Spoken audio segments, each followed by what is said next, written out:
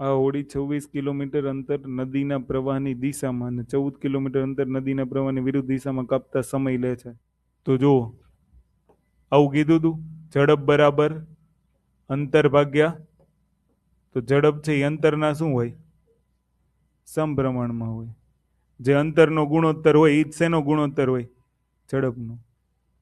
તો હોડીની સ્થિર પાણીમાં ઝડપ આપી દીધી છે, એટલે ઓનલી બોટની ઝડપ કેટલી આપી દીધી છે? 10 કિલોમીટર પ્રતિ કલાક આપી દીધી છે ને.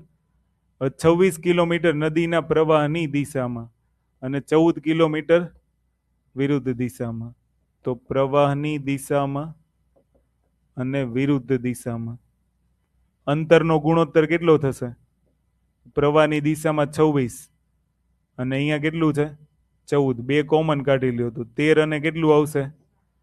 હવે હું એમ કહું કે આ અંતરનો ગુણોત્તર છે એ જ શેનો ગુણોત્તર છે?